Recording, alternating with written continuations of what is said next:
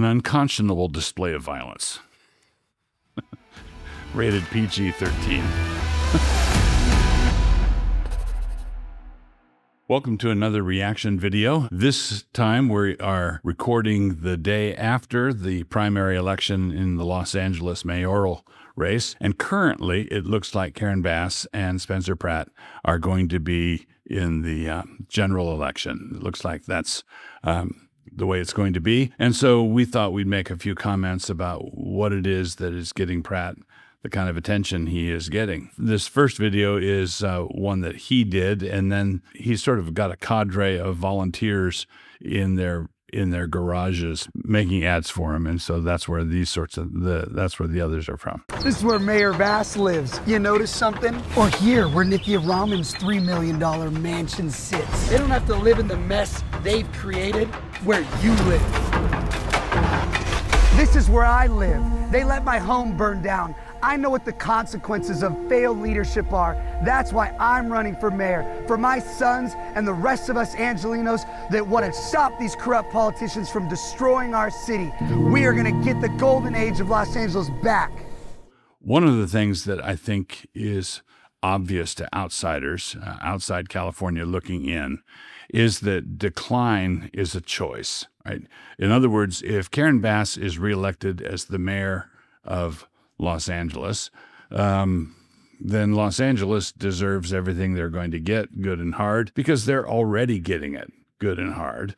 And those who are sensible enough to be the look-around voters, as Spencer Pratt would call them, they should be well advised to drop a call to U-Haul. All right, here's video number 2. This mayor race is really heating up. Who you guys voting for? Haven't decided? Same, haven't really been following it. Same. Same? Same. I'm not MAGA or anything, but the city's kind of gone to shit though, right? Oh yeah, Jessica stepped on a needle at the playground the other day. I'm not MAGA or anything though. I'm not MAGA or anything, but have you been downtown lately? Looks like an episode of The Walking Dead. Not that I'm MAGA or anything, though. Spencer Pratt seems like he has some good ideas. Not that I'm MAGA or anything. He does seem really angry all the time, though. Well, they did burn his house down.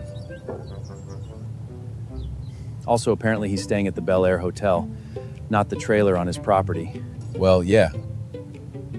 They burned his house down. Okay, we're all adults here. How about on 3, we just say who we're voting for?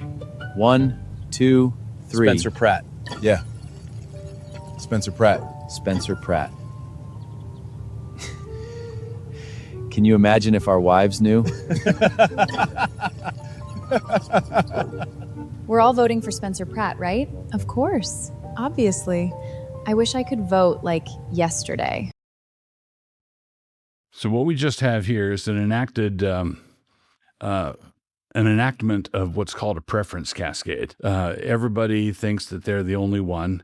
They think they're the lone weirdo, and that the propaganda surrounds them constantly, and the zeitgeist, like a heavy fog, envelops them. But they find themselves having untoward thoughts as they look at all the mess around them, and they don't want to pop their head up and be the first one to say anything, because what happens if they really are the only one? They're gonna get shot down.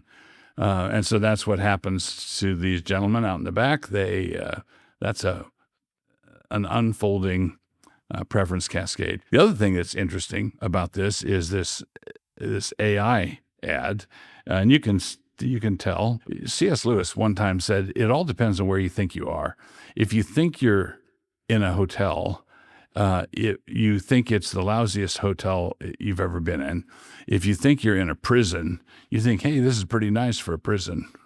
What's your baseline assumption? If you view these AI commercials that volunteers are making and throwing out there, they've been really potent and really effective. If you think of them as cartoons, as animated cartoons, they're like a punch in the mouth. If you think of them as though they were live actors and high production values and the sort of thing you can't make in your garage with a good internet connection, then this is slipshod. This is pretty bad. But everybody, I think, is seeing what's going on, and these ads are potent. And so for the last video we're going to consider, let's look at Hollywood burning down, or the sign anyway.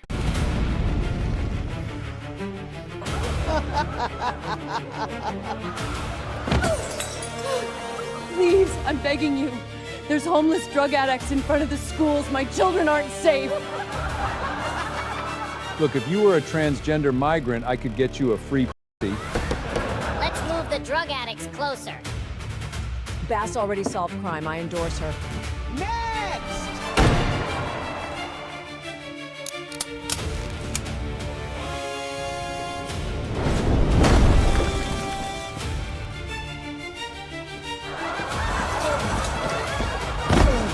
Please, I just want to rebuild my home. It's been over a year.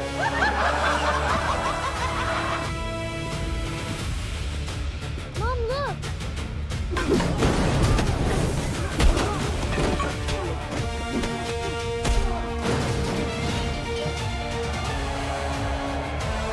This is a machine. If we want to burn this town to the ground, pull through that! I feel so close. You can do it, Spencer! Now.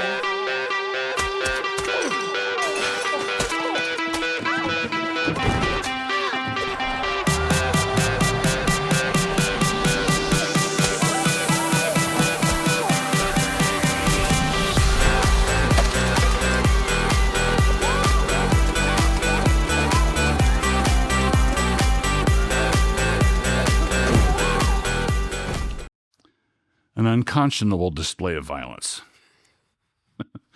Rated PG-13.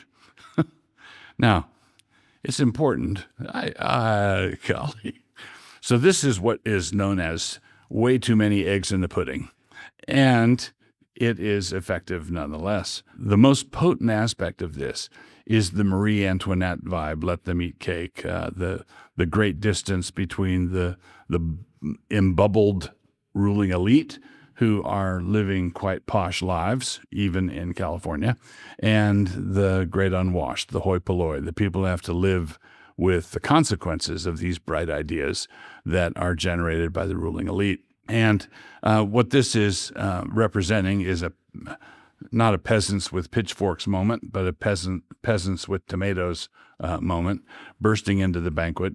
The narrative arc doesn't make sense. Batman doesn't show up with tomatoes generally, but one catches the drift.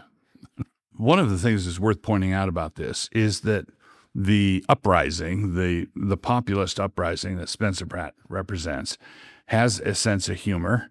They have a sense of the ridiculous, and they use it to devastating effect. The people who live in the bubble they're humorless. They have no sense of the ridiculous. They don't know how to do anything but ride on their high horse, and consequently, what's happening to them is incomprehensible. Incomprehensible to them. It's completely understandable to the rest of the country. And so what the established elite in California will do is they will put out a series of ads saying, "Nuh-uh," or we didn't do that and not our responsibility, and they'll try to blame shift, and they will try to appeal to the civility card. Now, and of course, throwing tomatoes at your opponents, even in caricature, is not civil. But remember, it's a cartoon. All right, think of these AI things as cartoons, and you're in a safer spot. If you think of it as live action, where you really want to pelt the mayor of Los Angeles with actual tomatoes, yeah, that would not be good.